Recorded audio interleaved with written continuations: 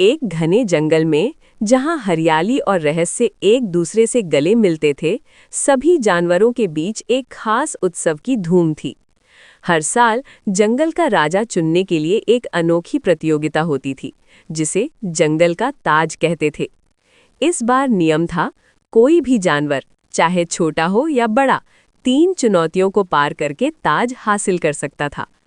पहली चुनौती थी बुद्धि की, दूसरी थी हिम्मत की और तीसरी थी दिल की। जंगल में शेर, चीता और बाज जैसे ताकतवर जानवरों ने अपनी अपनी तैयारियां शुरू कर दी, लेकिन एक छोटा सा कछुआ, जिसका नाम था कालू, चुपके से भीड़ में खड़ा सब सुन रहा था। कालू धीमा था, उसका कवच भारी था और जंगल के बच्चे उसे सुस्त कालू कहकर चिढ़ाते थे। फिर भी कालू के दिल में एक आग थी। वो साबित करना चाहता था कि हिम्मत ताकत से बड़ी होती है। पहली चुनौती, बुद्धि का जाल।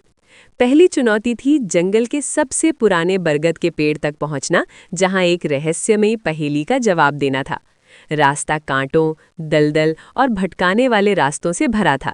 शेर ने ताकत से कांटे तोड़े, चीते ने तेजी से दलदल पार किया, लेकिन कालू ने कुछ और किया। उसने देखा कि चींटियां एक खास रास्ते पर चल रही थीं, जो सीधा बरगद तक जाता था। कालू ने उनकी नकल की और धीरे धीरे बिना भटके पेड़ तक पहुंच गया। वहां उल्लू गुरुजी ने पहेली पूछी, वो क्या है जो ना दिखता है, ना पकड़ा जाता है, पर सबको जीत दिलाता है? शेर ने कहा ताकत, चीते ने कहा चालाकी, लेकिन कालू ने धीरे से जवाब दिया, विश्वास। उल्लू गुरुजी मुस्कुराए और कालू को पहली चुनौती का विजेता घोषित किया।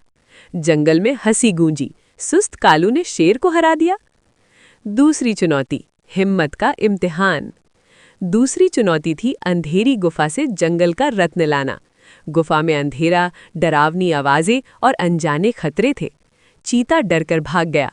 शेर ने कोशिश की, पर गुफा की तंग गलियों में अटक गया।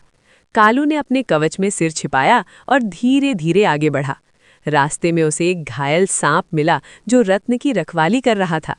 बाकी जानवर उसे मार डालते, लेकिन कालू ने उसकी मदद की। सांप ने आश्चर्य से पूछा, तुम डरते नहीं? कालू बोला, डरता हूं, पर हिम्मत डर को हरा देती है। सांप ने कालू को रत्न दे दिया। जब कालू गुफा से बाहर निकला तो जंगल हैरान था। ये कछुआ तो जादुई है, बंदर चिल्लाया। तीसरी चुनौती, दिल का फैसला। तीसरी चुनौती सबसे मुश्किल थी। जंगल में आग लग गई थी और सभी को एकजुट होकर नदी से पानी लाकर आग बुझानी थी, लेकिन आग के बीच एक छोटा हिरण का बच्चा फंस गया था। शेर ने कहा, पहले ताज फिर बच्चा। चीते ने कूदकर पानी लाने की कोशिश की, पर वो भी अपने लिए सोच रहा था।